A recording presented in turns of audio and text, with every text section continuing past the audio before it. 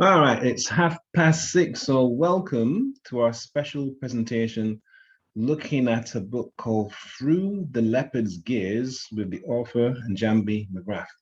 We're from Black History, sorry, I'm from Black History Walks, and what we do is we organize walks, talks, and films on the African Caribbean history in London every single month of the year, all year long for the last 15 years now.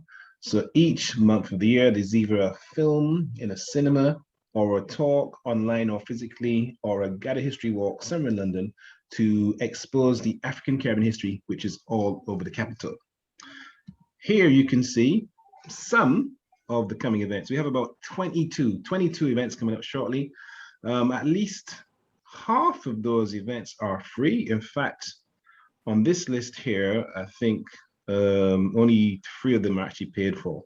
So if you find something of interest, you can go to Eventbrite or the Black History Walks page, and you can book yourself for a free, very interesting, very comprehensive talk on a variety of different topics, from Black theatre to fibroids to literature from Jamaica to legal issues. There's a whole plethora of things that you can access and find out more about. But today, excuse me, we're looking at this book. We're looking at also the history of Kenya. So we have the author, Njambi Mcgrath. She's online with us now, and she's going to talk a bit about Kenyan history in response to certain images and videos we've prepared in advance. So there tends to be a lack of awareness as to Kenya's history. And having done some book launches, we became aware of that lack of knowledge, although of course, even before that, we knew people were not aware. So in this presentation, we're gonna have a few clips of various documentaries, a few photographs, a few kind of bits of documentation. And for each clip or piece of documentation, the author of Through the Leopards Gaze will comment on the history in the image from a Kenyan perspective. So we're gonna look at Kenyan history using videos and documents. I'm going to ask the author of this book, Through Leopards Gaze, Ms. Mcgrath, to speak about the history from a Kenyan perspective, which is something you don't hear that often. But let's begin. In fact, let me just check. Ms. Mcgrath, are you there? Njambi, you there? Yeah, I'm here. Hello. All right, cool. Good to hear you. Good to hear you. And before we carry on, can you just tell me, is it confirmed that this book of yours we're looking at right now, has that been optioned for a TV or movie deal? Is that correct? That's absolutely correct. It was optioned, yeah, for a 6-part series. Wow. And when will that be coming out that we can see it? I can't say anything yet. Oh, okay. You know, yeah, you know how these things are. You know, nothing to say yet. Okay. We just have to watch this space and keep in touch with you. Yeah. All right, cool. So let's begin our little review of Kenyan history and British history, because it's all connected. So there's a film called White Mischief. This film comes out in 1987. So it's not that old, but it's a bit dated, I suppose, but it's not that old. And we're going to look at the trailer for the film White Mischief, and just see what we can see in this construction of Kenyan history. And then we'll hear from Njambi as to what she thinks of this movie. So let's watch the trailer.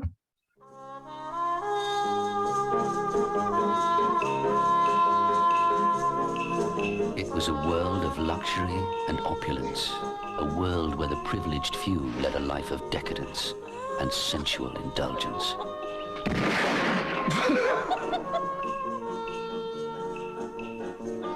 A perfect climate for infidelity. A beautiful young wife, a notorious womanizer. When they met, the outcome was inevitable.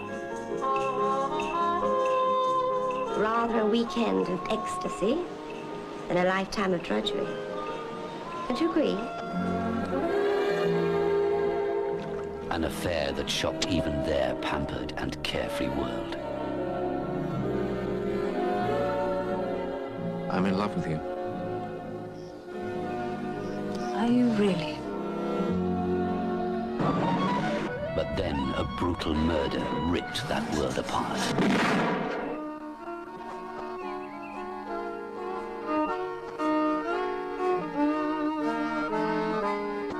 Loretta Skaki, Charles Dance, Joss Ackland, Sarah Miles, John Hurt, White Mischief. All right, so that was from 1987. So let's go to Njambi and ask Njambi, any comments on that from your perspective as a Kenyan person? What would you say about what you just saw there? Well, it just raises my blood pressure a little bit, because that is kind of a true representation of what the white people were doing in Kenya.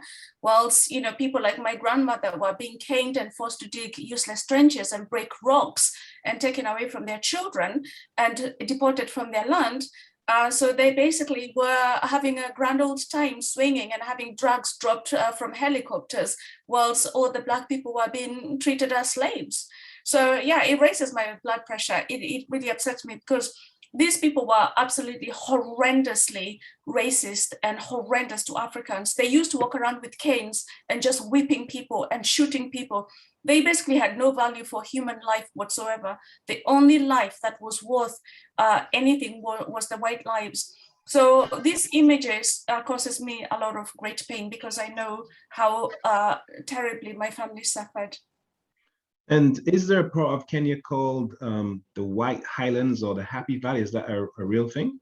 Well, the White Highlands is actually where I grew up, because it is basically in what used to be the central province of Kenya, and that is the most fertile land in Kenya. And that land was inhabited by my tribe, the Gikuyu people, because we were vegan. And because we basically were vegan, we needed access to the land. And this is where, you know, generations of people have grown up. But when Queen Victoria declared that Kenya was a British colony, she sent a commissioner in 1902 by the name of Sir Charles Elliot, who declared that the central province of Kenya was the most fertile place on earth, and therefore perfect for habitation for British people. And therefore my family and my tribe were deported and taken to native reserves. But weirdly, you know, after independence, my parents actually worked their way up and managed to buy a small farm in the what was called the White Highlands. It was called the White Highlands because it was a no-go area for Black people unless you were a servant, and you needed to wear IDs. They had to wear IDs, big IDs around their necks, to identify them. And you could, if you scorned your employer, they would take away your ID. And that meant that you were never to ever be employed ever again. So you became a vagrant and basically most likely died of starvation in the streets. Well, that sounds a bit similar to the pass laws in South Africa, that you couldn't move around unless you had a pass from the authorities. And that was in South Africa, which you know to be a very racist country, but you're saying something similar happened in Kenya. Well, but Kenya was, if not even more racist than South Africa, if that is a thing. So yeah, it was exactly the same. All of these structures were set up based using the same ideologies, the same structures, that the white race is superior and the Black people are worthless, and the only value is the work that they gave, basically. And so it is exactly the same. There was no difference. There was my parents were growing up in the apartheid, so the apartheid was, you know, exactly the same as in South Africa, exactly the same as in Zimbabwe. It's the same structure, same people. And you mentioned deportations. I'm wondering, is there any connection between the deportations of people from the original lands in Kenya and the growth of a place called Kibera, which is supposed to be the biggest slum in Africa? Yes. So what the British did, they found the Gikuyu people and other tribes that were settled in their ways. So like my tribe, the Gikuyu people, they you know, they had enough. They had small pieces of land and they would grow their vegetables. They didn't have any big wants, so they were just very happy with very little. And what the British did was they deported the Gikuyu from their lands, and also the formation of Kibera was also some of the Sudanese who were taken to fight for the world wars, and they were not wanted back in Sudan. So they were all taken to Kibera, as well as you know, African workers who basically, because they were deported, they had nowhere else to go. And so they had to go and scavenge around town. And they actually literally created the slums in Kenya, or the basis of the slums in Kenya. And the murder rate amongst Africans was so high that within 20 years of the British being in Kenya, they had already created something like 20,000 orphans. Those orphans had nowhere to go, and so they all migrated to Nairobi, and they became such a problem. All the orphans were a huge problem. And what the British government then did was they used to collect them all in lorries and put them in a lorry, and then they would go and dump them miles and miles away, and they would find their way back to Nairobi because they said they were dirtying the look of Nairobi. So they created all of the chaos. And actually my dad was one of those orphans that used to get dumped in the lorries. And but unknown to the British government is that the lives of these orphans was so meaningless, was that the only thing that gave them a little bit of fun was being carried in the lorries. So they would be waiting for them to be carried in the lorries, and then they would be dumped, and then they would walk back. So it became like a big joyriding game. Wow. But it was grotesque what they did in Kenya. And the children of those children are still the children that we see who are vagrants in Nairobi. That's very interesting because, when they have the kind of comic relief, the fundraising appeals, they always go to Kibera and they talk about how it's the biggest slum in East Africa. They never explain how it came to be the biggest slum in Africa. And they don't even explain any of the poverty in Kenya. And basically what they did was all the land that was taken, and they would take vast lands. They would take something like, like the Delamere, say, for example, he had 100,000 acres of land, and none of this was paid for. They paid a small deposit in something ridiculous, and then they were given a lease. They were given the lands on a lease of 99 years. But upon independence, Jomo Kenyatta was made to reassign those lands to 999 years. So you still had those white families holding on to the same amount of land, and basically they're untouchable because they have the rights now to those lands for almost another 1,000 years.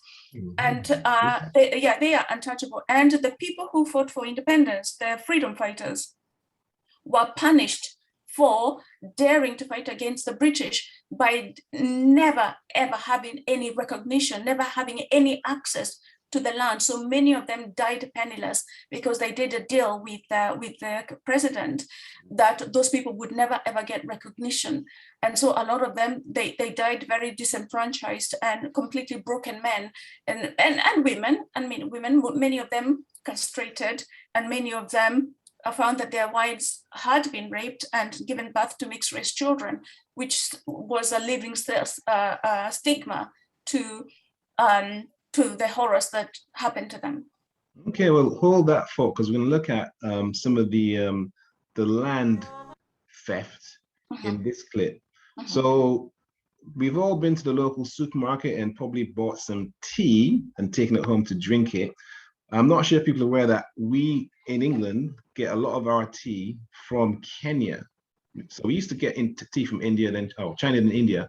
But nowadays we get a lot of our tea from Kenya. There's massive auctions in Mombasa on the Kenyan coast of tea from different plantations. And this is a little bit about the plantations owned by various British multinationals and how they came to be plantations. So let's check this out. Mungu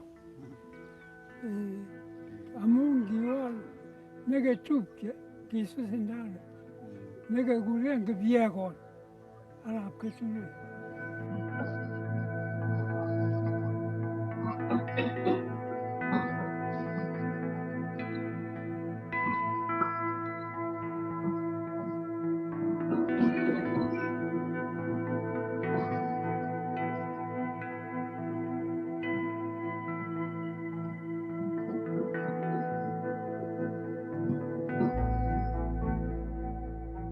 Galiange Mesu sebi nega gulen mauko Gwani givarabi Koyagi tureki Kopoana ngiota Amul age olame Kobwa yagi kakigone Keme ne victoria sitavoyo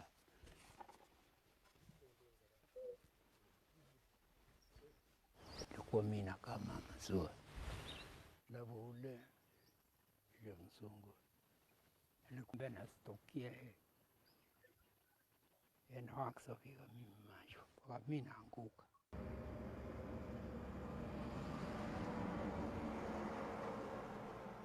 The world needs to know that that tea which is being exported from Kericho is blood tea. We need to bring a closure by demanding reparation and apology from the UK government. Those multinationals are operating from stolen land, period. They never bought it. They never paid a single cent for the land. The British took it forcefully. They gave it to third parties who ultimately sold to multinational companies. And I'm saying that we need this addressed because those lands belong to the locals.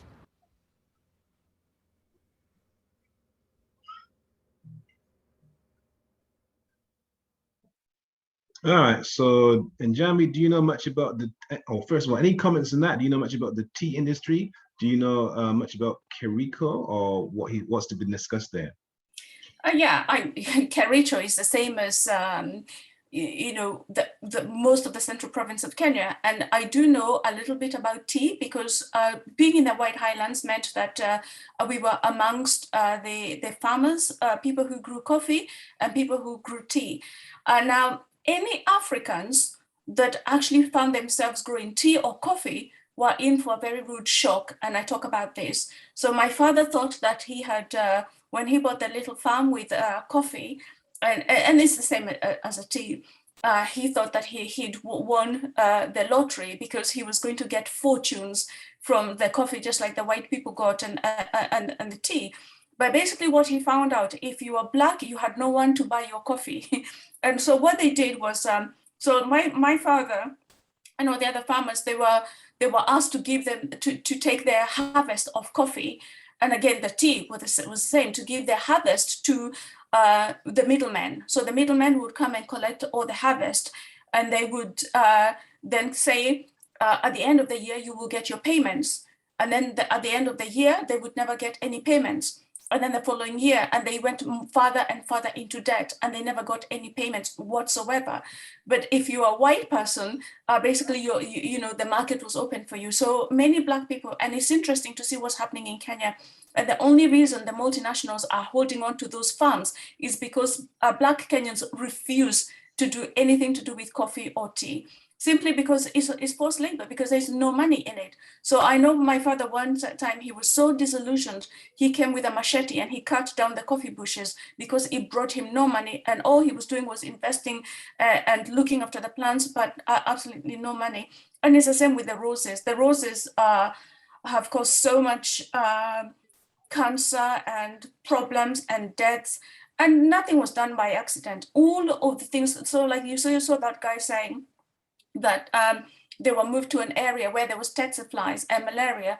That was on purpose. You know, the only way to get rid of people who are nagging you to give them back their land is to, you know, take them to places where they would die of natural causes. So that was, those were very, very well thought out plans of where to take people, and those people would very, very quickly demise because of, you know, pests and, you know, unsafe waters or lack of food or whatever, because, you know, in Kenya we still have arid areas, and a lot of people were taken to arid areas. And this is why many people, even my tribe, the Gikuyu people who are vegan, many of them starved to death. And what they did was they actually invited the Red Cross to come to the camps where they were staying, to come and give them food. So basically then they would film them, the Red Cross issuing food to all these people.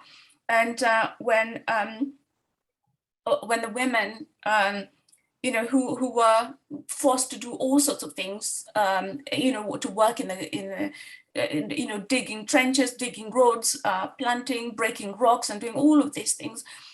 So they were taken away from looking after their children, so they would have no money to buy food for their children. And then they would bring white women to hold classes for people like my grandmother, to teach them how to be good mothers, which is a slap in the face, because the reason they were not good mothers is because they were being forced to go and break rocks or to go and dig trenches, so they had no time. people's babies were dying on their backs because they were not allowed to sit down and breastfeed their babies. So their babies, literally, you would get home with your baby on your back and they would be dead because you had no time to feed your baby. And then you'd have to sit down in these classes about British values. And white women were teaching the Gikuyu women how to be good mothers, which was like an insult to everything that was happening to people. That's interesting because you mentioned about how you'd be working on your farm for the year and then just go further into debt. And that reminds me of in America, they called it sharecropping, and it was designed to kind of keep the Black person in debt permanently and then just kind of rip them off of the land. So you find that there's interesting parallel from that alone. But then you talked about not getting paid for your labor and not having enough food to do your labor, which is another kind of really perverse situation when you're thinking about the British operating in Kenya on this land that was stolen in the first place. Yeah, and this is it. So if you look at all the wealth that is acquired by European nations, or even white nations like America is a white nation, it is gained from unfairness. It's gained from stealing, from taking from Black people. And that was no different. My own experience, like my father could never understand it. Because when you're a person in Kenya, you don't actually understand colonialism. You don't understand, you don't really understand white supremacy. You don't understand even slavery. You don't really understand it because they don't teach things like that much. But so you keep working, hoping, they would say the grade of the coffee this year was quite bad. And then they'll be like, oh God, okay, so we have to invest more for next year. And then hopefully the grade next year will be better. And then you would work so hard to try and improve the coffee. And then the year on year on year on year. And in the meantime, you were getting further and further and further into debt, not knowing the bigger picture. They had absolutely no intention of ever repaying anyone. And so if you look at what all those farms where I grew up have all been swallowed up by multinationals because Kenyans refuse, and it's the same as the coffee, Kenyans refuse to do work for nothing. And it's the only way they can actually now grow coffee and tea in Kenya is through those multinationals, because nobody else is going to do that. Because you're better off as a farmer in Kenya growing potatoes or even arrowroots or sweet potatoes, because you can take those to market and other Kenyans will buy it and you have enough money to pay for your kids' school fees and feed. But if you're growing cash crops, or what used to be called cash crops, you get absolutely nothing. It's the same as cocoa. And this is why you find, like in West Africa, they use child slaves to harvest the cocoa, because nobody in their right mind is going to go and work for 30, 40 years for free, just so that, a white kid in Britain can get a chocolate egg during Easter or whatever. So the exploitation in Africa is just grotesque. Okay. So we're going to carry on looking at this history that isn't that well known over here. And we're going to talk about a group called, this is in London. So for those of you looking at the screen now, this is a street in London called Portobello Road. And on Portobello Road, for about 16 years or so, up until just recently, there was a bar called the Mau Mau. That's the bar right there in Portobello Road, number 265. Now, the Mau Mau is a term that doesn't really exist, but for the British propaganda machine, which created that term to describe what was properly called the Land and Freedom Army. And the Land and Freedom Army in Kenya was literally fighting for freedom from the British, from the colonizer, to get access to land and access to healthcare and access to some of the money they were generating. But they were renamed by the British, the Mau Mau, and then that term Mau Mau came to mean savage, evil, wicked terrorists who was just doing things for no reason and just crazy in effect. So that term Mau Mau is a made-up term. It's a propaganda term, and it was used to misdescribe or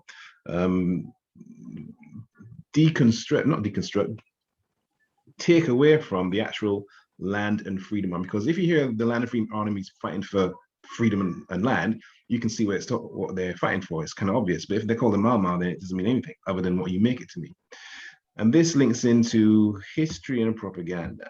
So bottom left-hand side, you can see two typical posters for movies, excuse me, which purport to show African people in East African Kenya. Although for the local person watched it, that kind of movie symbolized the entire Black world. So not just Africa, but also the Caribbean too. So there are many people who came in the 50s and 60s from Jamaica or from St. Lucia or Dominica who would be asked where you're from, and it'd say Jamaica, Dominica, St. Lucia, and they'd then be asked, well, what part of Africa is Jamaica, is St. Lucia, is Dominica? So for the average white person here, Black people were perceived as one huge Black person. There was no differentiation. And they were often perceived as wild, crazy savages who lived in mud huts, etc., etc., etc. They even had a film about the Mau Mau, allegedly about the Mau Mau, and it was nothing but propaganda. On the right-hand side, you can see there's a map, and you might see some of the areas we're going to talk about on this map here. So there's a very famous lake in Kenya called Lake Novation. It's not on this map, but that is where we in England get a lot of our flowers from. Actually, and Njambi, do you want to say anything about flowers and water and Lake Novation and multinationals? Do you want to talk about that at all? Yeah, so I mean, the structure is the same, that's where there's a lot of white people, the colonialists still live there, they grow roses, and the human rights abuses for the workers who grow those roses is just, again, hideous, because they use very toxic chemicals and they don't even have gloves or anything to use for breathing and stuff like that. It's again, the same structures, and they like, you mentioned Lake Nakuru. That Lake Nakuru has been drying up for a very long time because they need all of that to irrigate their flower farms and all of that, and pollution. So all those multinationals have a right to pollute, but never to clean up. So they don't pay taxes, they pollute, they abuse the locals. So a lot of the local people, like those people who work in the rose plantations, many of them suffer horrendously with things like cancer or illnesses because of the chemicals that they use for all of that. The human rights abuses is huge in Kenya, and the Kenyan government seem to be powerless to do anything about it, because those colonizers are untouchable, because they signed that decree allowing them basically 999 years, and there is absolutely nothing that can be done to those people. They are untouchable as they were in the 1920s, in the 1910s, and they're still there, and the wildlife suffers, because like when the British moved to Africa, the wildlife was prolific, and they went on a hunting spree, just shooting. Even to this day, a lot of the game reserves are owned by, again, white people, and a lot of game, blood sport, tourists, that it takes place there. And this is why you see, they always blame poachers. It's never poachers. They've just been shooting those animals for well close to nearing on to 100 years now. So yeah, it's destruction. So hunting animals was just part of the fun. Like, you might watch TV and they go hunt animals to the extinction, actually. Again, it's an interesting observation, because there are a lot of charities that operate across Africa, and they're all about conserving the wildlife, but they often forget to mention that it was the British who killed off the wildlife in the first place. But often they say that they're into conservation. They breed so that those animals can be shot. You get very, very wealthy, very powerful people still going to Kenya to shoot all these animals. For them to shoot a rare giraffe or a rhino or whatever gives them so much prestige. So it is not the locals. The local people, actually, if you look at my tribe, or even at the other tribes, they really had a lot of respect for animals. They just, like the Equatorial people, would never kill animals to eat them. They would never, they really valued, they lived amongst, like I'm reading a book, and a lot of the books that you read written about Kenya, they're horrific because they're very, very racist, but they actually do paint a picture of what the country was like before the British arrived. And they, I think one American president, Roosevelt. So Roosevelt came in, I think it was 1925, and he came with his 19-year-old son, and they shot those animals. They shot something like 2,000 different animals, and they were all shipped back so that they can have the heads hanging in their homes and all of this stuff. I don't understand. It's very macabre, or it's very, very destructive. And of course, a lot of the places, again, have their own history, like Mount Kenya. You see that Mount Kenya on the map. See, Mount Kenya is, for us, is something that the Gikuyu people, We believe that's our holy mountain, because we believe that God, our God guy who lives in heaven, when he comes to earth, that is his sleeping place. So he rests on Mount Kenya, and the powdered snow on top, that is his bed. So for us, Mount Kenya has always been a very holy place. And they came, they changed the name and they tramped all over it. But for us, that is our holy mountain, because the Gikuyu believe that the land that was given to them was, if you like, protected by the four holy mountains. And the four holy mountains, you can actually see them there. You can see the Mount Kenya, the Aberdare escarpment, and the other one is not there, Gongis is not there. And we believe that that region there was granted to us by Guy when he came on earth, and he gave it to the first man on earth, and his name was Gikuyu, and his beautiful wife Mumbi. And so for us, Mount Kenya is a very holy mountain. But yeah, so the British renamed it. Just of interest then, what was the original name for Mount Kenya then? So we called it the Holy Mountain of Brightness, Kerenyaga. We call it Kerenyaga. Okay. Yeah. And this is just to link the Caribbean to Kenya, because in 1958, there were race riots in Notting Hill, in that Black people were attacked physically, repeatedly, by white racist people, and the Black people fought back. That was therefore described as rioting, but there were organized attacks against the Black community in the Notting Hill area, and they were fought back by an organized resistance led by a guy called Baron Baker. And this rioting was compared to the Mau Mau. So the idea was that these Black people, they're out of hand, they're fighting back, they shouldn't be fighting back, they should be just very passive and docile, but they're fighting back in Notting Hill, they're fighting back in Kenya, and a connection was made. But also the people in Notting Hill compared their situation to what's happened to Black people in the deep South of America, civil rights in America, and also what was happening in Kenya. So that they linked those situations for themselves. Yeah, I mean, there's absolutely no difference.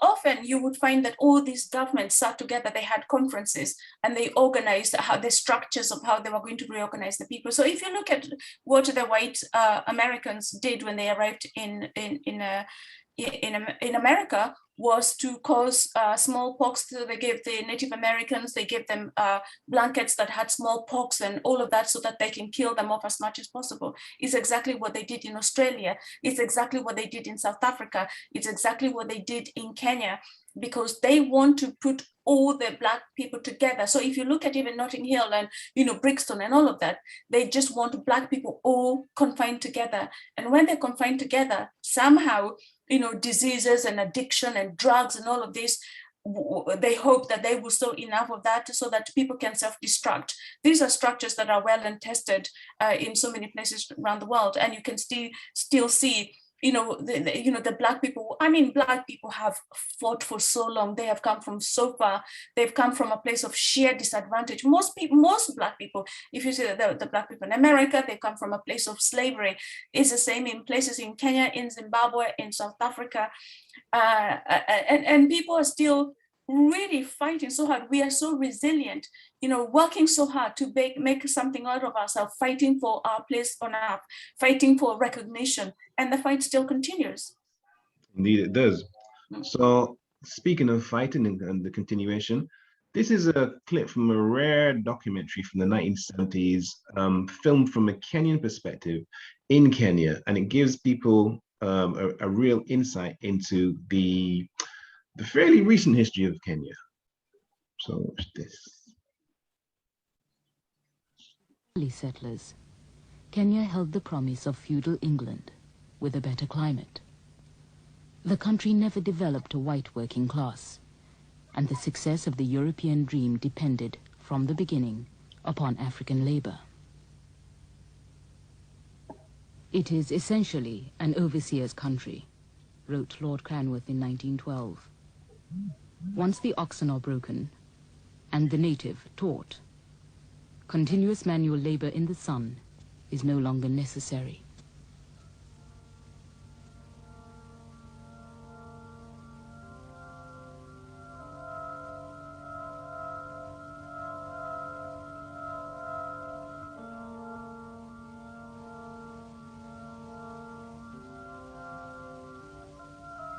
As the land was taken, and crowded native reserves set up, and as hut and poll taxes were imposed by the European government, more and more Africans were driven into the colonial economy at the lowest and most menial levels.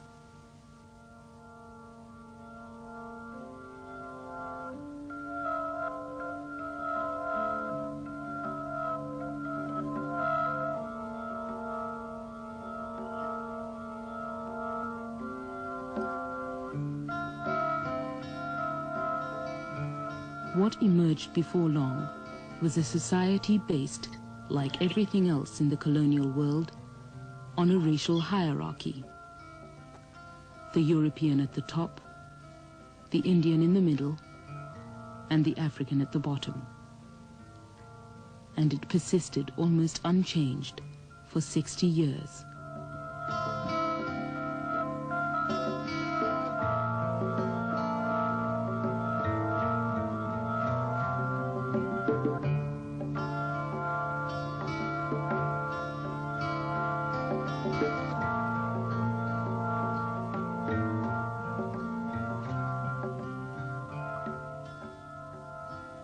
Evidence given to the Native Labour Commission, 1912. Supposing a native refuses to turn out to work after having been advised to do so, Mr. Boyce states that, if he were district commissioner, he would order him to receive 25 lashes for insulting the government and for being insolent. Mr. Boyce takes the attitude that he knows better than they do what is for their benefit.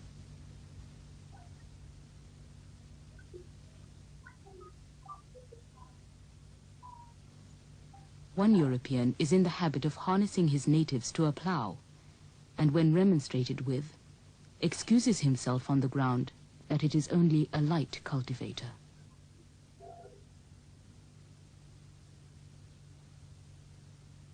The thing that bound, I think, people together in those days, and I can't emphasize it too vividly for you, was this extraordinary sense we all had that we were creating something. A sense of making a country, placing it under British traditions and ideas, developing it, seeing the roads grow, the railways spread, and gradually the land tamed. That was a tremendous bringer together of the Europeans, and it gave them what nowadays we call a sense of mission.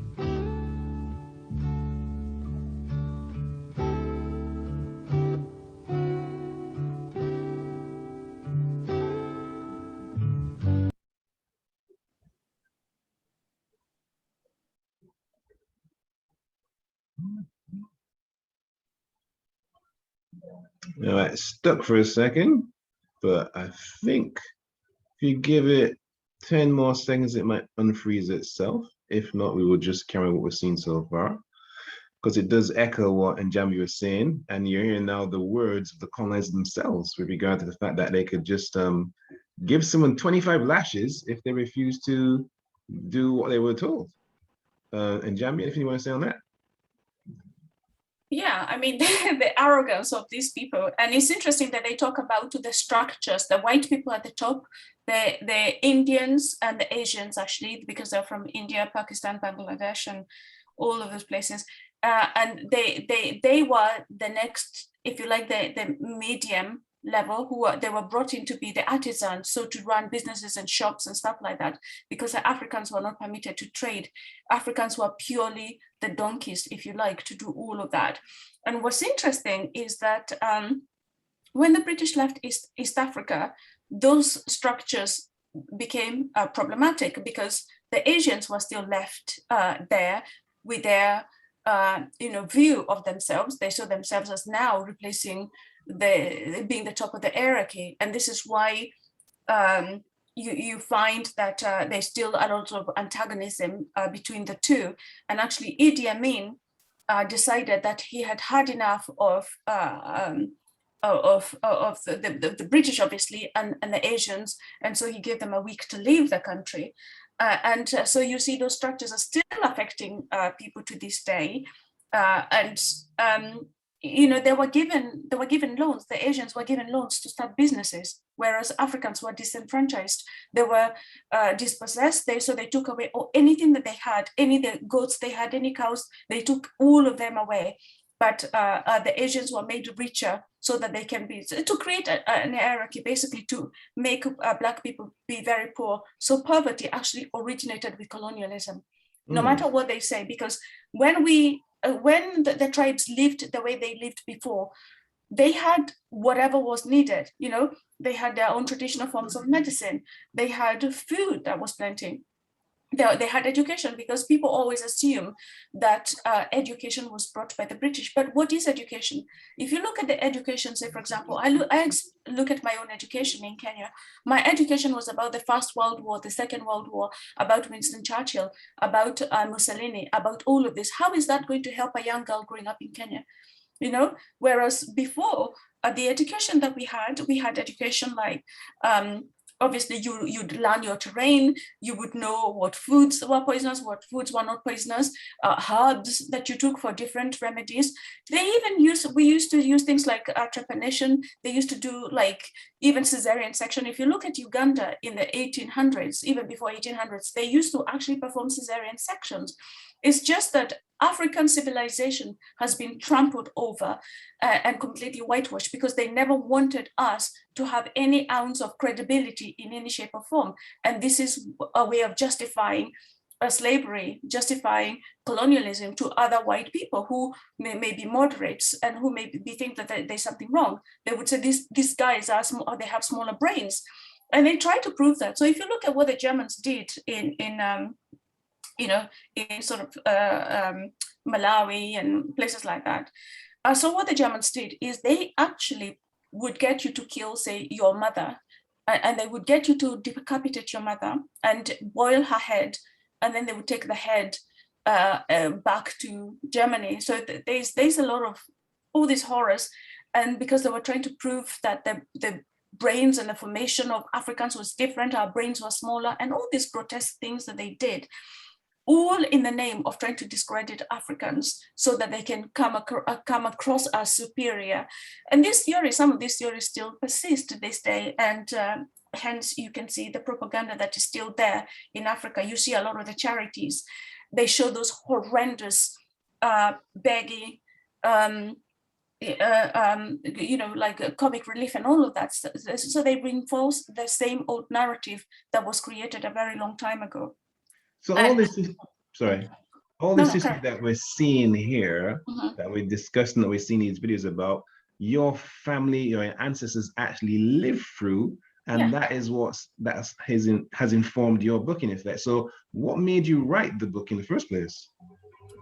So I was so I've got a radio show just coming out, and it's called Accidental Coconut, and I've also got a show, if you want to come and see my show at the Soho Theatre. It's also called Accidental Coconut. Actually, my radio show is not called Accidental Coconut. They said they can't use that title. It's called Njambi Mcgrath Becoming Njambi. And this is because I was educated under the British system in Kenya, so I was the perfect coconut, because we were taught to hate everything that is African. We were taught to love everything that was white.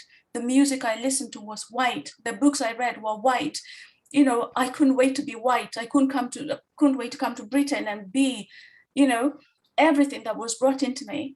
But the book came about because my father was actually horrendously violent. He was a very violent man.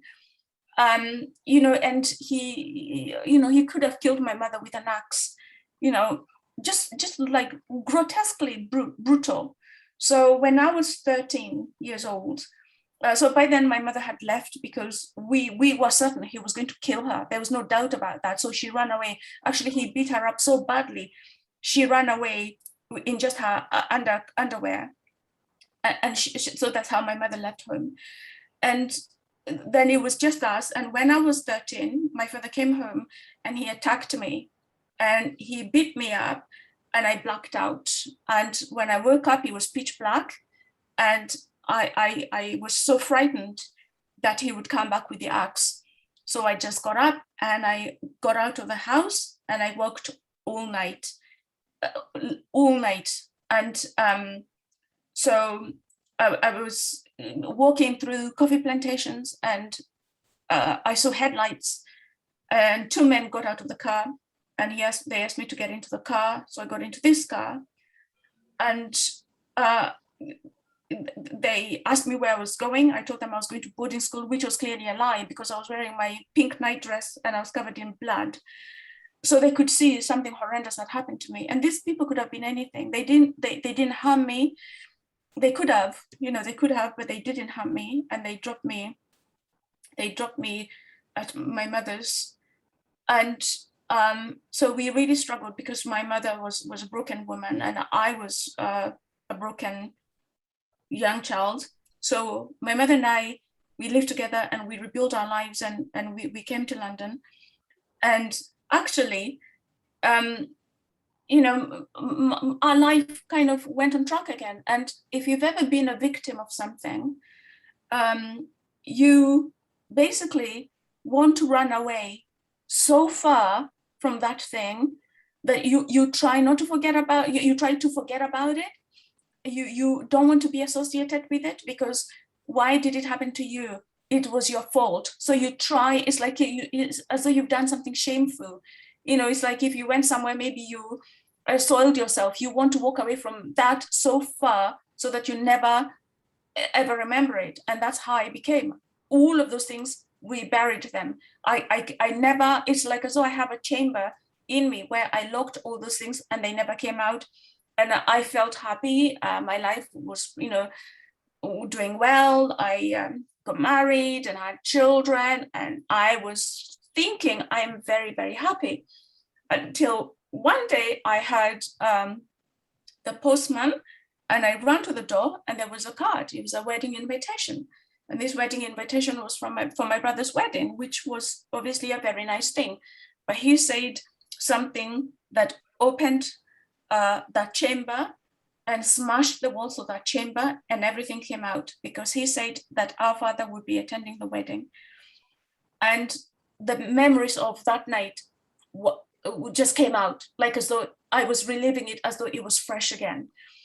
And if anybody knows about trauma can just lay hidden in somebody for so long, and then suddenly something triggers it, and that's what triggered my trauma. And I couldn't fathom the idea of coming face to face with my father, but then the idea of not going to my brother's wedding was just as bad. So I could not go to my brother's wedding. And so I thought that I was going to confront my father. After all, I'm 5'2", but I thought to myself, I'm big enough. I can take him on now. If he wants to come and fight me, let's have it out. And obviously that sort of thing is not very useful for weddings. So it opened up all of the trauma, and then I couldn't meet up with him. I couldn't confront him, and it's only after the wedding that I came back to London, and I was so traumatized. I could not see a future. I cried all the time. I was angry, and then I thought I need to confront this man. So all my anger was about him, and I rang him. He agreed to meet up, and before we met up, he died. And so that kind of, again, left me in a truly horrendous place. And I just wanted to stand on the tallest mountain and just scream to everybody and tell everybody what a horrendous person my father was. And then I came to the conclusion the only way of doing that was putting it down as a book and just telling them. Everybody had to know what a horrendous person my father was. And of course, I sat down to write, and I realized I knew nothing about my father. I thought, oh, hang on, I'm that angry. And yes, I can talk about all the things that he did to us, but what do I know about him? Nothing. And that's when I started doing research. People were talking about the economic climate in Kenya at the time. I was like, We'll claim it because we don't learn this history. We'll claim it. So I then started doing academic research, and it's very well documented, all this, by the way, in universities, in the military, is very well documented. And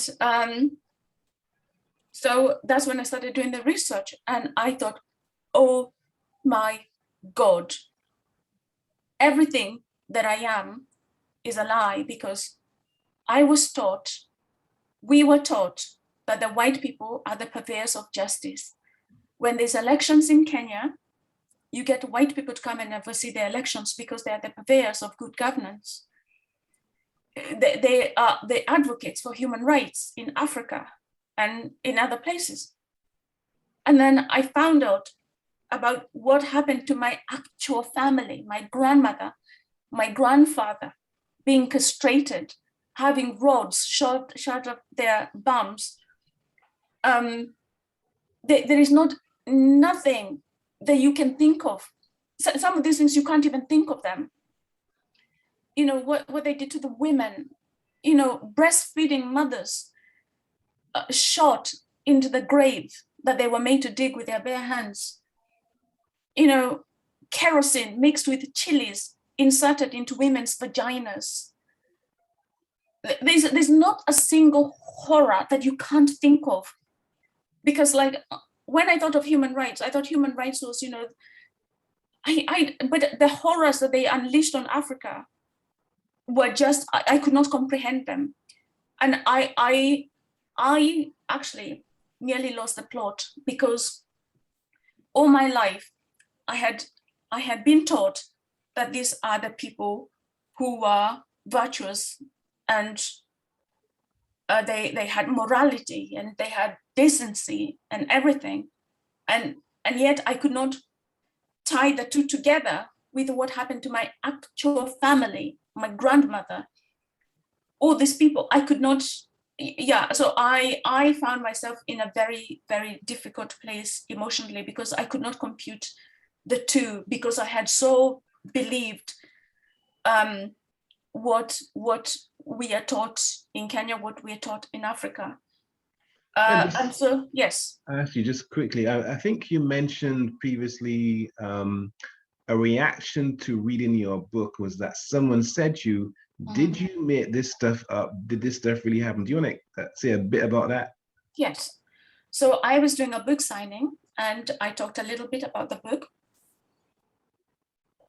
And a white woman came and asked the organizer if I had made all that stuff up, because there's no way that stuff could be true. Yeah. So hold that thought, because we're going to look at some other evidence, because having done this sort of thing before, I'm aware that people will hear what you just said there about the chili peppers and the gasoline and the, in effect, torture. And it's hard for them to kind of, you know, sometimes believe or accept what has been said, which is why we have, you know, other evidence to kind of reinforce this point. But this is what the British were doing in Kenya, in Africa, full stop, actually, in the 1950s. And it's significant that date is because this is just after the end of World War II and the atrocities committed by Hitler. And what you find is some of the same things that are being done in World War II by Hitler, which are condemned as war crimes, were being done in Africa by the British against Africans, but they're not described as war crimes. And one more thing before I move on, just to kind of reference the education system in Kenya and Africa, actually. There's a woman called Lupita Nyong'o, and she herself said something similar to what you just said about how as she grew up, she didn't think that she was beautiful or attractive. So Lupita Nyong'o is the woman in Black Panther. She was in 12 Years a Slave. She's one of the most beautiful women in the world, but she did not like her skin color. She thought she was ugly up until fairly recently. And that's partly because of the education she received. And I've actually been to Kibera. I can tell you that there's a little school in there. And I went to the school and I was reading to the children. But the books I was given to read, Dick and Jane, the Vikings, and books about having marmalade and tea and cats. It was bizarre, because they were all hand-me-down books of, you know, white history from England, which I found amazing.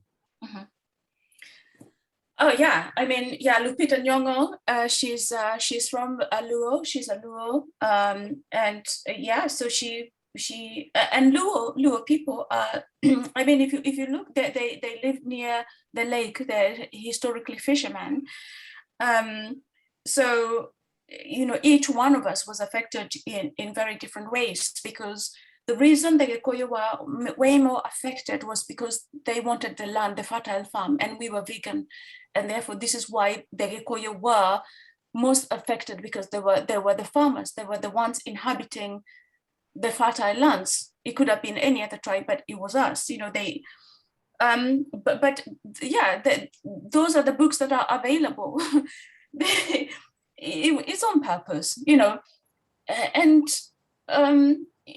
like my tribe, I've been studying my tribe. My tribe was so rich. They were, you know, there was nobody who was allowed to be poor. Nobody was allowed to be lonely, because you had to belong to a family. They had thought of everything when it comes to a society. Even when it comes to things like sexual aspects, boys, from when they were very little, they were educated by their fathers and all the elders about etiquette, about consent, about how you treat women, and all of that stuff. And the girls, again, were taught how to behave and all of this stuff. So these were very well-rounded people. But the education that was brought, and they introduced, for example, there was no sexual molestation until it was introduced. They literally introduced rape, because there was no way an authentic Gikuyu man would rape anybody. It just, sexual misconduct was something that was unheard of, because they would be ostracized.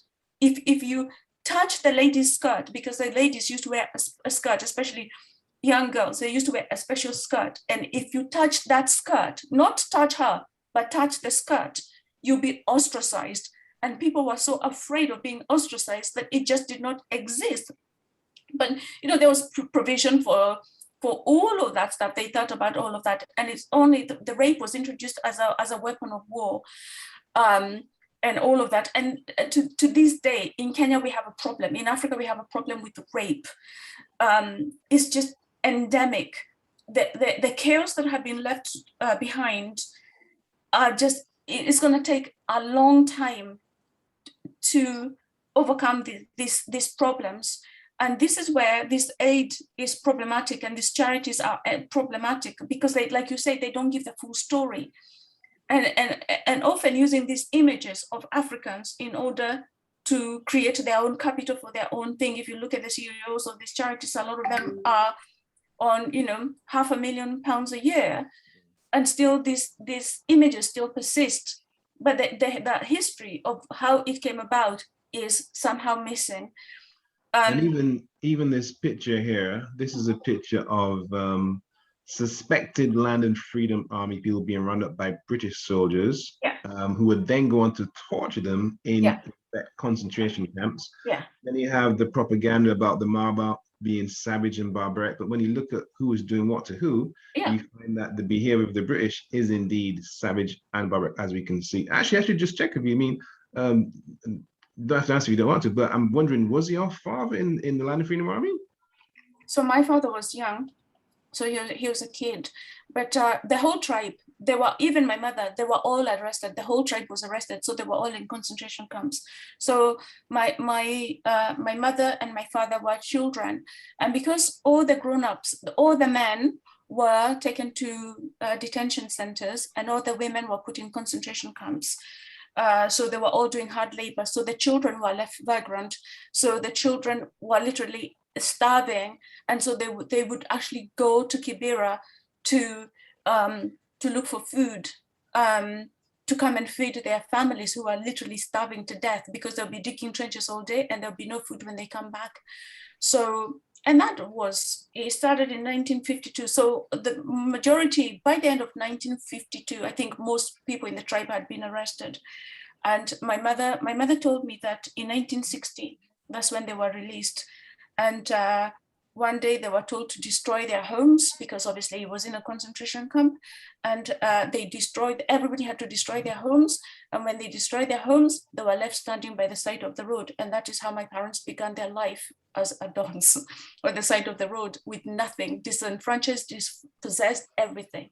And that's how many Kenyans started their life after independence. And this is the 1950s, 1960s? Oh, 1960. So that was 1960. And in 1963, Kenya got its independence. So in 63, that's literally how your family started off, just by the roadside, barefoot, no clothes, no money, nothing. Just like that. Nothing. Wow. Okay. Nothing. Yes.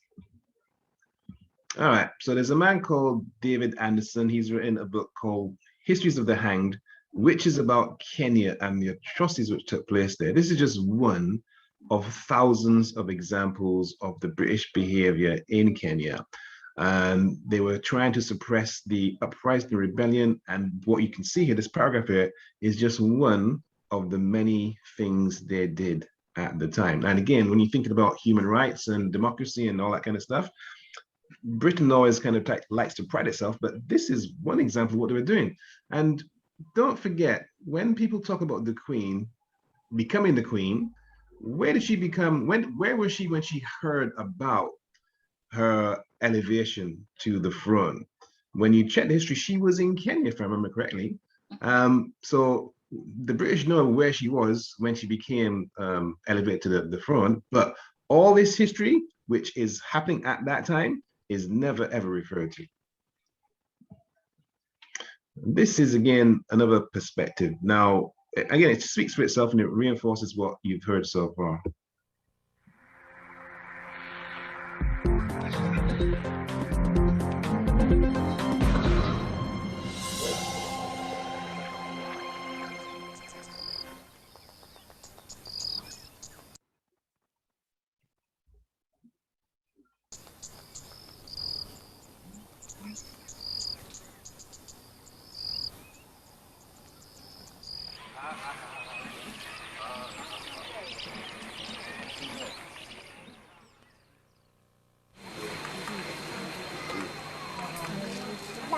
Mwangi Kenyari is a grandfather and farmer. At 82, he doesn't work at the same pace as before, but most days still find him tending his small holding here in the Kenyan highlands. During the Second World War, he joined the British Army, fighting alongside white Kenyans against the Germans in North Africa for 6 years. When the whites returned, they were given land and money. But when Kenyari came home, he realized not for the last time that Britain had different views on justice for black Kenyans.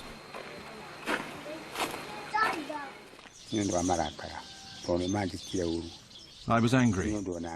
After I came back from the war, the British gave me nothing. They didn't even consider me as having been one of them. They never remembered me. I was very angry to realize that all those years I'd just worked for the food I ate. They never paid me anything.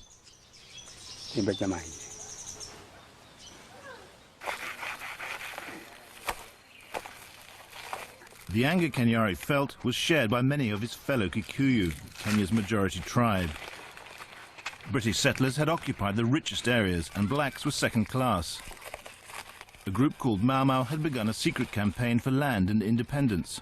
At first, it was peaceful, but some men did take up arms against the British. Kenyari was one of them. I wanted freedom. I wanted that very much. But they are the ones who forced us into a war that we didn't want. None of us signed up for a war. When they declared a state of emergency, they just started killing and beating us. None of us expected that.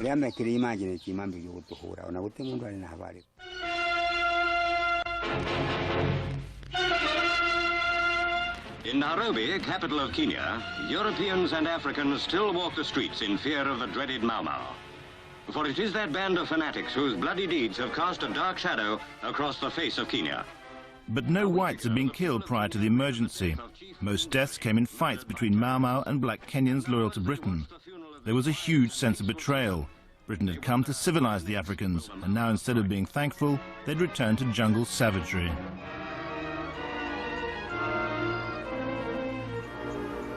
White farmers felt vulnerable, living in fear of their servants.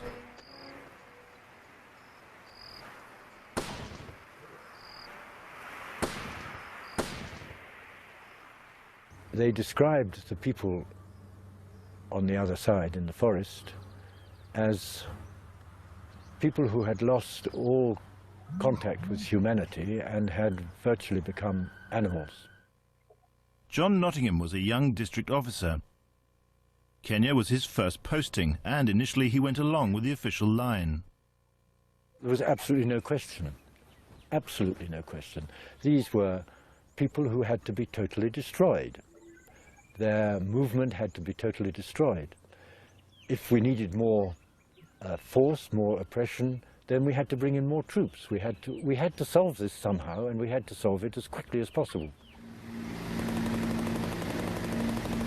They travel deeper, ever deeper into the heart of the African jungle. For here, many of the Mau Mau are hiding. Within 2 years, Britain had won the military war in the forest. The Mau Mau must be hunted out so that peace may come to this troubled colony. Now all civilians were rounded up and screened for their loyalties. Women and children were dispatched to concentrated villages. Men were detained in camps while their allegiances were determined.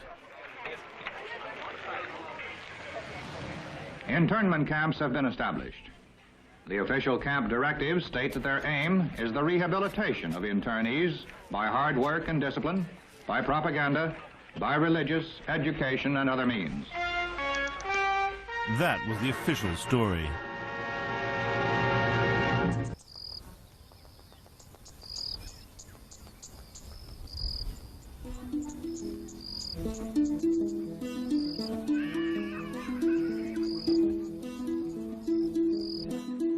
Caroline Elkins is one of the youngest history professors at Harvard University. 6 years ago, she started researching how the British successfully put down a rebellion and rehabilitated an entire tribe.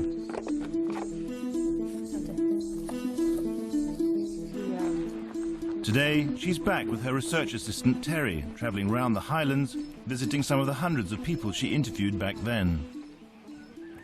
I spent these 2.5 years looking not just at the Public Record Office, but looking elsewhere, looking here in Kenya, looking at private archives, speaking with a variety of different people, most importantly the detainees and the villagers in the field itself, former missionaries, colonial officers, European settlers. It was really quite a bit of a mosaic putting all of this together. And the pattern Caroline found was in stark contrast to the official line.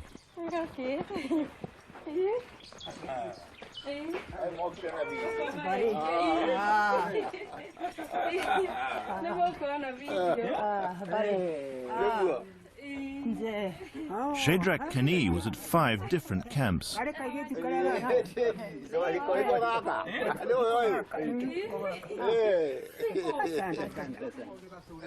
At least 80,000 men were detained during the emergency.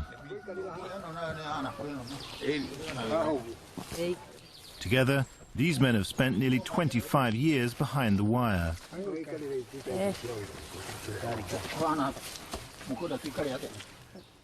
Today, they relate some of their worst experiences, but say they are typical of camp life. I even saw a man at Compound 2, McKinnon Road, forced to drink a full bucket of water by a white man nicknamed the Whip. They beat him until he'd drunk so much water that his stomach swelled and it started coming out of his mouth, nose and ears. Eventually he died.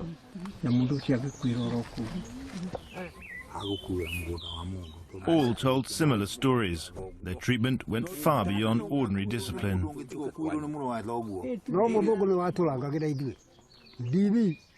In our case, a white man, the district commissioner himself, was supervising us. He would wait for us to load the crushed stones into iron buckets. Then he would follow us in his Land Rover as we ran to the building site. And if he thought we were working too slowly, he made us stop and ordered the guards to beat us. We started running like bullets to avoid the beatings. And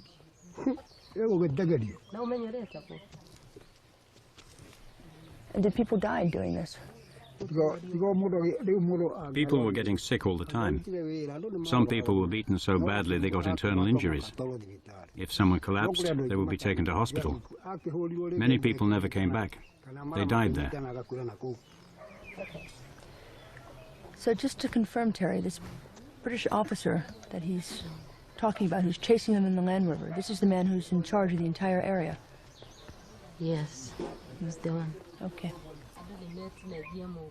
Then Caroline heard how a group was forced to strip naked and made to run until they collapsed. There was more.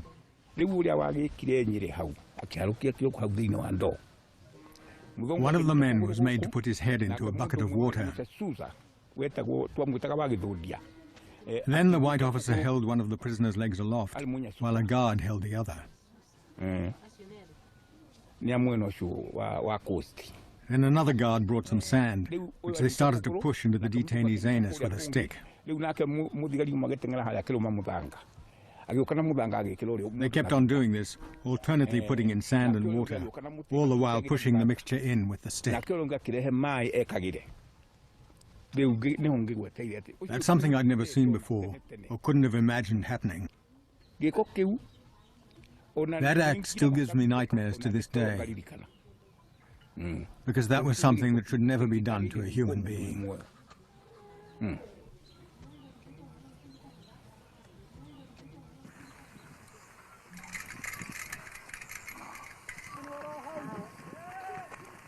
The colonial authorities wanted to modernize Kenya. To do so, they needed to develop its infrastructure.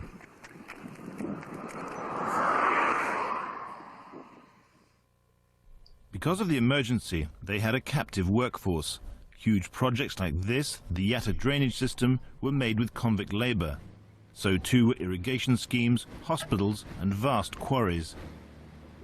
But much of modern Kenya was built on blood. This runway of what's now Kenya's main airport was originally dug out by Mau Mau convicts. It was called Embakazi, and witnesses told us hundreds, perhaps thousands, died of beating and exhaustion. Every working detail had to have 50 prisoners. By noon of each working day, up to 6 or 7 prisoners had died. If a prisoner died, it was the men in his group who would put his body onto the vehicle that used to come round collecting the bodies.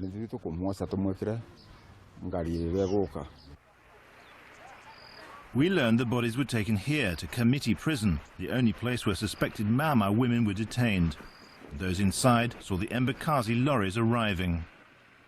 The lorry would tip the bodies into the ditch and then drive off.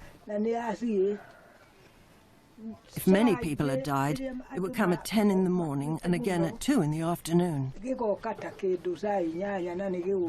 On days when not as many people died, only one lorry would come, but with bodies heaped to the top and planks of wood along the side to prevent them from falling off. They never used to bury the bodies. They were just dumped like logs until the ditch was full. Higher than this house. Soon a whole gulag of camps sprang up, dedicated to turning Mau Mau into honest citizens, mostly in Kikuyuland in Central Province. One set of camps was called Mwea.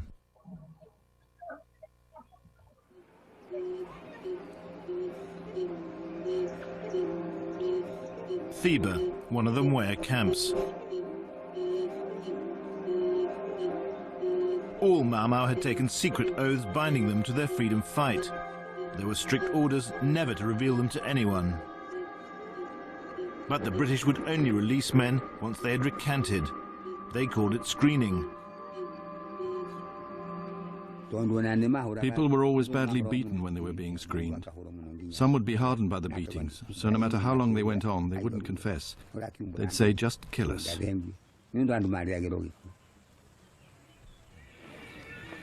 Is this where it happened here?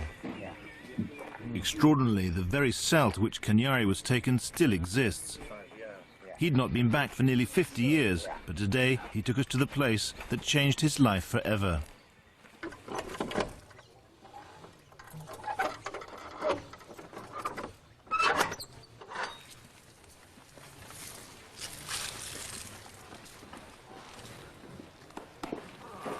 Kenyari fought for Mau Mau for 3 years before being captured.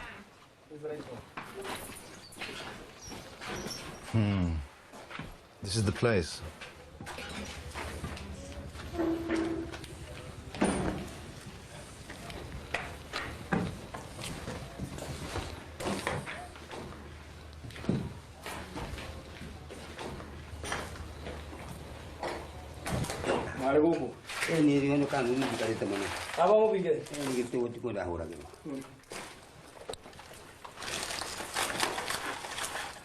Okay.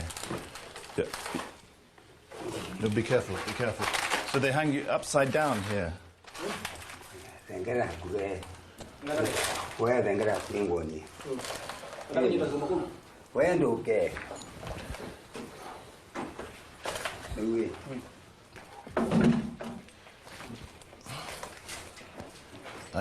Yes, I see. Be careful, please. He told me how naked, tied by his feet to the bars, he was brutally beaten on the testicles with a stick. Be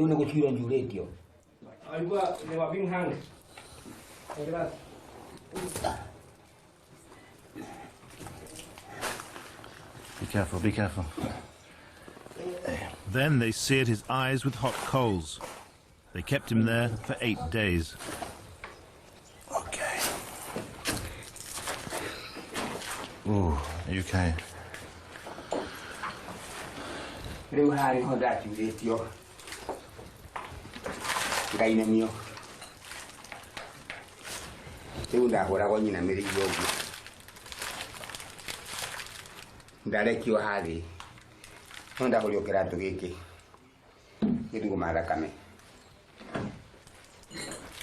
Machokire man ndarutongo ngikaha nange myoguku niyo ndachokire ngehoro muno nande kimba na kwaliama nolinga nuna mwega ugondekyo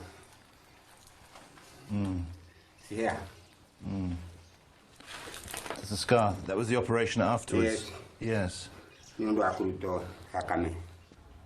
did this to you?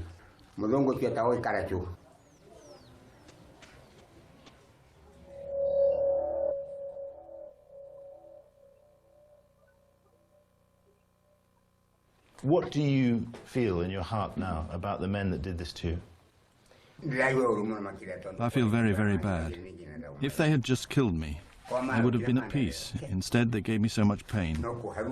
I couldn't have children. I'm poor. I'm just a piece of scrap. So that's another example of trauma lasting long after the event. But this is what the British were doing in Kenya in the 1950s and 60s. And this is what many people in Britain don't know about. Even, of course, this is on BBC 2002. It's documented, people have been interviewed, it's evidence, and yet there's still this massive amnesia, this massive lack of knowledge as to what the British were doing in Africa and how that has a legacy to this very day. I mean, there's so much there you could discuss, and if I should pause and let Njambi say a few words, if you want to say a few words, Njambi. So you can actually see now how traumatized these people were, and then they're supposed to be parents to their children. And how can they be parents when they have got so much trauma? And this is basically what a lot of us were experiencing, but without any context. So I had no context. I didn't actually know. We kind of really vaguely knew that we were colonized. We didn't even know what that meant, because the younger generation, even to this day, if you ask them, what does it mean to be colonized? They don't actually know. So I was the same. I didn't actually know that my father was actually acting out what was dished out to them. So he would just, he was very traumatized. My mother was traumatized. They all were. And even we are traumatized. But a lot of people don't actually know why they're traumatized. And I suppose this is why this history is not taught in Kenya. So a lot of people have got no context. They just think that this is basically what happens to people. Your parents are violent, and then you grow up traumatized, and then you're violent as well, and so on, and the trauma carries on. And then, you know, we're held under scrutiny, and people say, oh my God, you know, what's wrong with Black people? What is wrong with Black people is trauma. Mm. And what you were able to discover by writing the book is the source of some of the trauma in your family, but also to uncover the history we've just been through in the last half an hour or so. Yeah. Yeah. And this links into, again, well, amnesia is not the right word, because Britain actually destroyed records. So when the British left Kenya, they actually had massive bonfires and burned a lot of the records of their behavior. And if you look at the final paragraph, the archive came to light last year when a group of Kenyans detained and allegedly tortured, not allegedly, they were tortured, good grief. You see how the media works here? We already know they were tortured, but they put allegedly in this article. Anyway, torture during the Mau Mau rebellion won the right to sue the British government. Foreign Office promised to release the 8,800 files from 37 former colonies held at the highly secure government department, blah, blah, blah.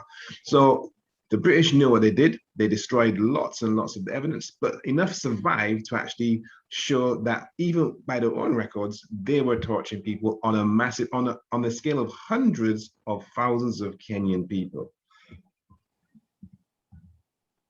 And if you want more information, you can get this book by Carolyn Elkins, Professor Elkins, you just saw in the video before. That book won the Pulitzer Prize, and that book actually helped to open the door to the successful sue by the surviving land and freedom Mau Mau people, because they had the case in court just recently. They actually won the case, and now there is some compensation going to the people who survived those horrendous tortures.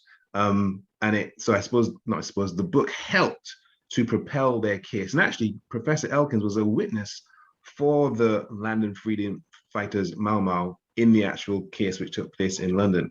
So the information is there. And actually, if you don't have time to read the book, you can just go to YouTube, tap in her name, and you can see her giving lectures on her research on her book. Because what you saw there, that 10 minutes or so, is not the worst stuff that took place. It's not the worst by far.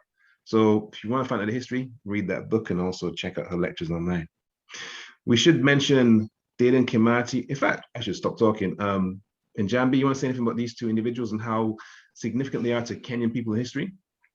Yeah, these are two people amongst many that actually all Kenyans should look at them and just bow their heads in shame, because these were the people that actually fought the British in order to bring salvation to the Kenyans who suffered so much. So Dedan Kimathi was hunted. It was like a trophy, basically. It was, like all these hunters that hunt lions and stuff like that. So they put a stake on his head, and he was arrested. So his most famous picture, and he was a daring man because he was very mythical, and they were looking for a photograph so that they could circulate it. And actually, he took a picture of himself and he sent it to the British so that they had a picture of him. And he had a premonition, he had a dream, and he dreamed that God was calling him, and he wrote of this dream, and he wrote a letter to his brother. In those days, we used to use like we didn't have post boxes. We had trees that were used to leave messages. So it's like a post box basically. And he put the letter on this tree for his brother to find out about the premonition. But one of the white people who were hunting him unfortunately found that letter, and that's how they found him. And basically, he was killed. But this lady, she's still alive, and I think we should make a film of her. You can see her hair. They swore never to cut their hair. They were called Mau Mau, basically in Kenya. When they translated this term Mau Mau, because they also used to give propaganda to the actual Kenyans. They were called Imarimari. So if you see somebody with hair like this, they're called Kimarimari. So she said she will never cut her hair because Kenya has not got its freedom. Because what happened was when Kenya was handed the freedom, Kenyatta was tasked with reallocation of lands. And those lands actually went to the people who were loyalists to the British. So the people who sold the country are the ones who benefited from the land. And yet the people who fought for independence, they got nothing. So this lady, she's still a poor lady. She lives in Kenya. And it's only now she's getting recognition. She's still alive, and she's the only woman to ever have been a field marshal fighting in the forests. Because the thing is about the Gikuyu is that we knew our land, so they knew the forest, they knew everything. So that's where they hid in the forest. And so she's one of them. And sadly, these people, it's only now that Kenya is beginning to recognize them, because Kenyatta was warned that these people would want equality and fairness and all of that stuff. And so a lot of them were shunned and they were treated with stigma. And this is why, if you say, even if you have dreadlocks like this, people say, oh, why you look like a Kemaramari? You know, why do you look like a freedom, like as though it's such a bad thing, you know? Even to this day, they're not seen as heroes, which is sad. Okay, you know, they're starting to recognize them, but they're nowhere near where these people should be in Kenya. So they should be kind of like, I suppose, maybe Nelson Mandela, Patrice Lumumba, that level of recognition and awareness. Literally, that's where they should be. Right. Okay. Isn't there a statue of Dedan Kamati somewhere in Kenya, though? Yeah, Mwai Kibaki did that. You know, when Mwai Kibaki came into power, he started to recognize the wrongs that were, you know, yes, they put a statue, but still, you know, Dedan Kamati should be Nelson Mandela. You know, he should be Field Marshal Muthoni. She should be, you know, Winnie Mandela. You know, or Graça Machel, maybe something like, you know, somebody of that stature. That's what you're saying is relevant to her role in Kenya. Okay. Oh, sorry, I went the wrong way there. Let's go forward. Oh, just quickly, on the left-hand side, that's Dedan Kamati's death certificate. And you can see he was killed on 16th February, 1957. We only have that particular item here because of this man on the right-hand side. That's Judge Peter Herbert, who is a very famous civil rights activist, human rights activist in London, but he now lives in Kenya. He lives in Kenya now. And he's been doing some research into the situation, the history in Kenya that we've just been talking about, and he's uncovered this Freddie Ware document. And tomorrow, he's given a talk on his fight for equality in this country, because he actually sued the legal system. He sued the legal system, which is amazing all by itself, but he actually sued the legal system and in effect won. And he was speaking about his win and how he was able to achieve that win tomorrow on this same platform. But this is what today is about, Through the Leopards Gaze by Njambi Mcgrath. So some of the history you've heard in the last hour or so is in this book. It's a memoir written by Njambi. It's out on sale right now. In fact, Njambi, where can you buy this book from? You can buy it from everywhere. You can buy it from Jacaranda Press, who are my publishers. You can buy it from Amazon. You can buy it from most bookstores. They have it. They Waterstones, Foils. Yeah, right. You can buy it from everywhere. And again, for those who came in late, can you confirm or deny that this book that you've written about your life and your people's life in Kenya is going to be turned into some sort of TV series, something like that? So yeah, it was optioned with the intention of turning it into a 6-part series, just talking about stuff in the memoir. Right. Okay. So you can't say much more than that, but that is a big deal. Because actually, I should ask you: has this sort of thing been done before? With regard to the kind of story in your book? I don't actually. Well, some of the freedom fighters in Kenya, they wrote their books, but the sales were very poor. They were, only and also because they were looked down upon, the freedom fighters. It's not a big thing in Kenya, but obviously, I believe perhaps maybe mine is the first book that somebody has written a memoir about this in modern times. There may be others, and I may be wrong, but as far as I know. And now it's going to be made, or hopefully it's going to be made shortly into actual, TV sort of drama, documentary, etc. in the near future. And on top of that, don't you have a stand-up show in the West End somewhere? Yes, I'm going to be performing at the Soho Theatre, and that's going to be on the 4th until the 7th of October. And I've got a radio show coming out on Radio 4, and it's on the 22nd of September at 11 p.m.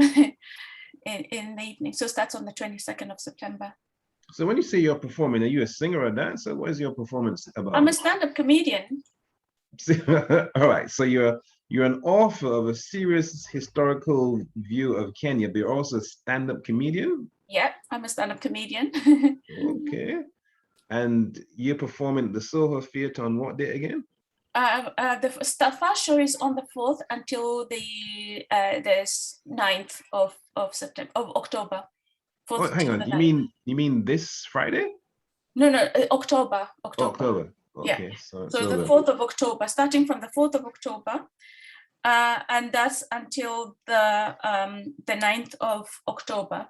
So buy your tickets, come and see me do stand-up show. Yeah. Actually, oh, well, yeah, okay, so that's unusual. So you're a stand-up comedian and an author. Yeah. And we're going to take some questions from the audience now. And you can put the questions in the Q&A or the chat. Actually, I'll switch the chat on. So you can put your questions in the chat or Q&A. And meanwhile, let me just ask another question while we're taking questions from, well, getting questions from the audience. And the question is this: how did you get into stand-up comedy? How do you make that connection? Stand-up comedy, I was, I started working as a teacher. And when you work as a teacher, when you stand in front of people and you have to make it funny and engaging. And that's how I realized that actually I liked making people laugh. So it's actually one of my clients suggested that I should do stand-up comedy. And I said that to my husband, and he said, yeah, do it. So that's how I got started. Okay. And actually, haven't you won a couple of awards or something? So yes, so I won the Hackney Empire New Actor Award, which is a fairly prestigious award. That was in 2019. So yeah, so that was quite a big win for me. So that was great. Okay, you got a question from Oksano Maurizio, and they say, what an amazing story. Where did you find all this evidence? So raw and interesting. Gosh, it's there when you're looking. It is there. You will find it. It's very well documented. In universities. So universities, like I did some stuff with universities, like the Edinburgh University. They have an African department, and places like SOAS and all of those places. This is history. It's very well documented amongst academics. The only people who don't actually know it is us. The Black people, the Africans, and the actual ordinary British people. So the British, not the British, the London Library as well has a lot of resources, but then that's a very expensive library to join. It's about £400 a year. So how many people have extra money to join these expensive libraries to be able to access that information? But I did find it. Caroline Elkins did a lot of work, but I would do research and I would read some of these books, and you'll be like exactly carbon copy what my family was saying was exactly what was written in these books, and I was really, really shocked. Joyce B says, thank you for an amazing event. How can one listen to Njambi's upcoming radio show?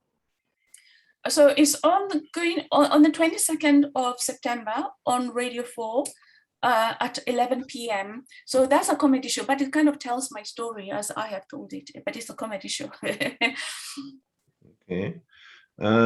Pat makes a comment. The Nazi soldiers were chased down and brought to court, yet none of these monsters in Kenya were brought to task for torturing these poor Kenyans. I wonder why. That's a very open question. Don't have to answer that one. Well, you could if you want to, but I think the answer is pretty obvious. Sorry, say that again. I just kind of skipped that a bit. Yeah, let me just repeat what it said here. Pat says, the Nazi soldiers were chased down and brought to court, yet none of these monsters in Kenya were brought to task for torturing these poor Kenyans. I wonder why, ? Yeah, wonder why. All right, so Sonia says, You stated at the beginning something about Kenyatta's reassigning land to the Kenyans. Did he reassign all land? No, actually, Kenyatta himself took 250,000 acres of land himself, and a lot of the land was assigned to people who were allies of the British. So the land never actually went back to the demarcation of the land was, or the distribution of the land was actually very shameful to this day. They still hold grotesque amounts of land. When you ask yourself, why would just one family need 250,000 acres of land, whilst there are loads of people who are poor, people, and they don't even ask for much. They don't want much. They just want a very tiny plot of land where they can just grow a few vegetables. They don't want much, you know. So the land distribution is still very shameful in Kenya, and it's again one of the causes why we have so many people who are still poor.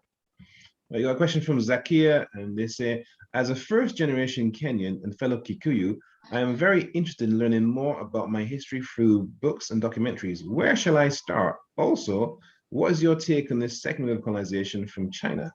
Okay, first question. So the first one is, where do you start on learning about Kenya? First of all, read my book. I have a bibliography.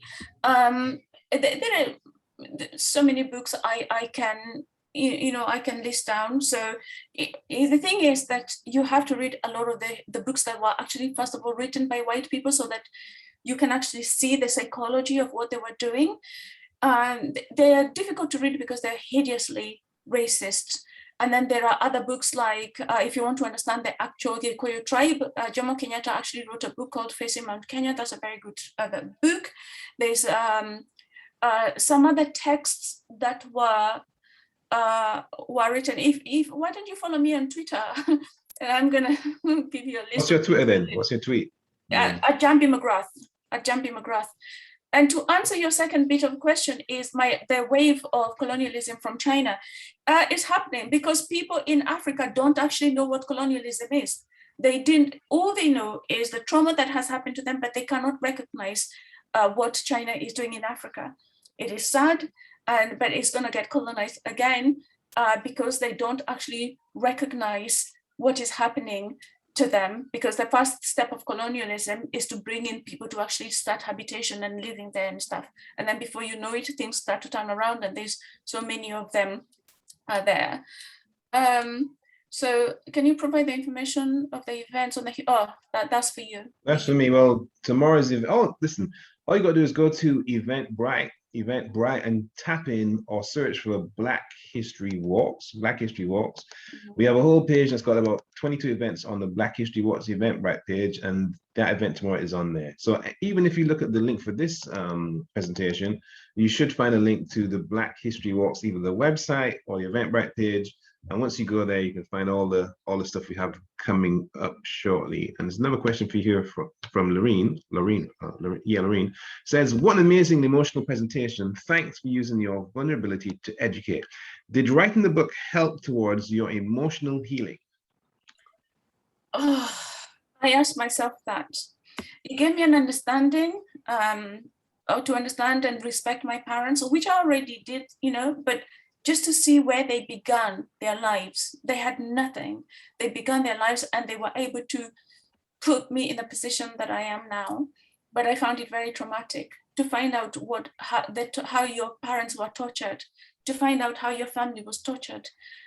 I just found it very, very traumatic, to be honest with you. And I began to regret doing the research, because I could not, sometimes I say ignorance is bliss, and sometimes I long to be in that place where I was before I started doing the research. So I actually found it very, very traumatic. And it's going to take a long time for me to be okay with everything that I came across. Alicia says, at any point in time, has Britain acknowledged its role in Kenya's history? So William Hague, at the threat of those Kenyans, just a few old men who were castrated, at the threat of them suing the British government, William Hague gave some sort of apology, and those men, there weren't many, just a few men, because, you know, like most of the Gikuyu people are affected, you know, and the Gikuyu is the largest tribe in Kenya by what happened during the emergency. But William Hague apologized, and those guys were each given £3,000 or something like that for being tortured and castrated and everything. They were £3,000. Yeah. For being castrated. Okay. I don't know, 1,500 per, you know. Wow. Yeah. Wow, that kind of speaks for itself because of that. Anyway, that speaks for itself. Sonia says, thank you, Njambi. Your talk has been very interesting. I am mixed and grew up in Kenya, also Kikuyu. Some of my uncles hated the fact that my mum married a British man when their dad, my grandpa, was hurt by later British colonizers. I could always feel, hold on a second, this is not a question really. I could always feel the tension in my air as my uncles and aunts used to tell me the stories they got told as children about the British camps. Do you think Kenya is still stuck in the emotional whirlwind of the colonization era? And should it be something we need to speak about as a Kenyan society rather than dust under the carpet? I'm very frustrated by the Kenyan politicians because they're just running around, you know, just talking BS and not recognizing any of this stuff. You know, the stuff they talk about is, I don't know, I'm just forever frustrated by the Kenyan. The education system is still the same. People being taught about First World War, Second World War, but never about how Kenya got its independence and all of this stuff. I don't know, I think they're living, but then, you know, I can't be too harsh on them because even if I had been a politician in Kenya without having done this research, I probably would have been the same, not knowing what you don't know, you know. So I suppose, you know, it's going to take a long time for this to filter through because they certainly haven't done anything to change the narrative. You know, it's still very, you know, colonial in a lot of ways, in a lot of things, you know. Okay. Michael says, Sister Njambi is evidently a remarkable woman with many strings to her bow, but I wonder whether there's any widespread awareness amongst younger Kenyans on the legacy of the land and freedom fighters. I have met several young Kenyans who are knowledgeable of this historic episode, but they are highly educated people I have met in London. Is Sister Njambi's activism typical of her generation at home? Well, people in Kenya don't actually know any of this. And it's interesting because when I try and talk to, you know, like people, they're like, we don't want to know about all that. They, you know, they want to talk about Instagram and all of that stuff. So they're very, I don't know, they don't know a lot of this. They don't actually know how they're perceived, how they're seen, how Africans are perceived and everything. So sadly, a lot of, and don't forget that majority of people in Kenya are under the age of 30. They don't know about being colonized. They know none of this. They don't even know, a lot of people don't even know about slave trade. And this is, you know, this is basically still the thing in Kenya, you know, and in Africa. Okay. Marsha says, this event was fantastic. Sadly, I missed some of it due to unforeseen call. Is there a way to access this again? Indeed, you can watch this on our YouTube channel, which is basically youtube.com/Black History Walks, youtube.com/Black History Walks. And it should be up there in a couple of days or so. Bex says, Njambi, you're such an amazing survivor. We want to know how you feel about London today when you walk around seeing statues, buildings, people, etc. Do you feel the trauma each day? And are there places that make you too upset?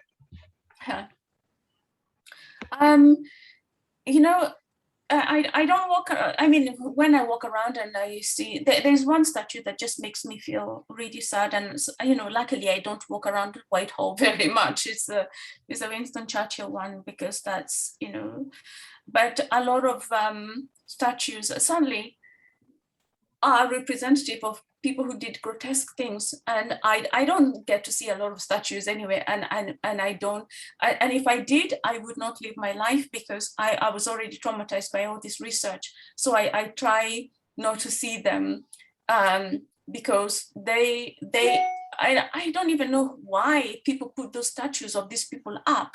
What are they celebrating? You know, I don't understand it. Yeah, yeah, I try to ignore it because at some point, you know, I've got to live my life, you know. All right, cool. You got another question here. who someone is actually, hang on, where's it gone now? Someone was saying we're reading your book, just disappeared. Hold on a second, I'll find it in a minute. Michael was saying, he says, Through the Leopards Gaze is astounding. I've not finished it yet because I put it down for a couple of days and my daughter took it and now I can't get it back. And then Penina says, it's been good to listen to you as a Kikuyu whose grandparents participated in the Land Freedom Army resistance. Most of the violent colonizers who committed these atrocities returned to the UK to great rewards and lived a comfortable life instead of being charged as war criminals like they did with those who participated in the Jewish Holocaust. Did your research uncover any names, people we should know, apart from Dominic Cummings and Wakefield, whoever it is? I mean, you can come up because a lot of them are minor aristocrats with links to very powerful people in the UK. I don't really want to go down that road because I don't know that that's going to give me any healing. I wanted to just understand my own story. And a lot of these people, especially if you read Caroline Elkins' books, you'll find that a lot of these white people, the Africans didn't actually know their actual names, so they gave them nicknames. So some of them are quite difficult to trace. But So for example, Chopwood. The guy in the video said the guy was called Chopwood, so it was that makes sense now. Yeah. So because you were never. One of the white supremacist theories is that as an African, you must never address a white person and you must never ask them their name. And they can't tell you their name because they're above you. So a lot of Kenyans didn't actually know people's names. So a lot of the names like Kevoroforo, Muruaitina, which means son of the asshole. So these are the names that the Gikuyu actually gave the people, those white people, because they had no way of finding out their actual names, which was, I guess, a way of hiding once you're committing all these crimes. But these names are available if anybody was looking hard enough. Yeah. Joyce B says, I'm a Kikuyu. I have never really heard these issues discussed so explicitly, especially with regard to trauma. It is very brave of you sharing your story, and I hope your effort will bear fruit in the years to come. Marsha says, Sister Njambi is phenomenal. You've granted me a foundation to benefit traumatic past of myself and my family. We're from Jamaica, but I've learned Nigeria from one of those DNA websites. Anyway, thank you. Michael says, would you run for political office? Would you do that? Oh, no. Politics is, it takes a certain kind of person to do politics. And I don't actually want to be a politician. Just because I think you have to trade something to be a politician, except if you are a Gikuyu politician, because when Gikuyu politicians from my tribe before colonialism, you couldn't be greedy to be a politician, you couldn't be self-serving, and you couldn't be a pervert. So basically that would eliminate all politicians, or most politicians, basically. Yeah, and no, I don't think I would want to. All right, so just remind us, Njambi, the name of your book, where we can get it from.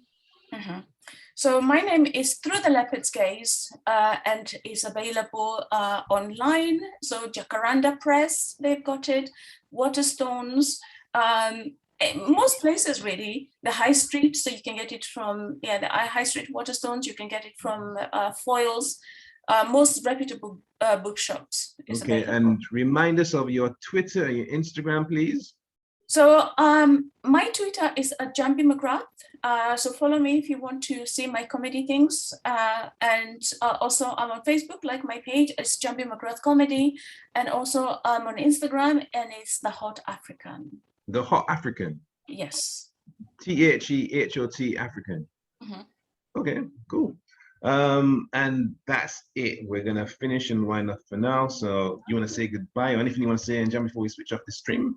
Well, I just want to say thank you so much for listening, for joining us, and thank you so much for, because the thing is, when somebody's traumatized, they just want to be heard. Somebody wants to be listened to, and that you've given me your ear, and read my book and spread the word. Tell your friends to read my book, because like Chinua Achebe once said, that if you don't like the narrative, write your own. So that's what we have to do. We have to actually write our own narrative.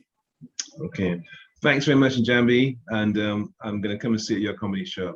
And Lovely. thanks for the and thanks to the audience for attending, and see you soon virtually on another lecture by Black History Arts and the Sierra Property Monster at UCL. Goodbye for now. Thank you. Bye.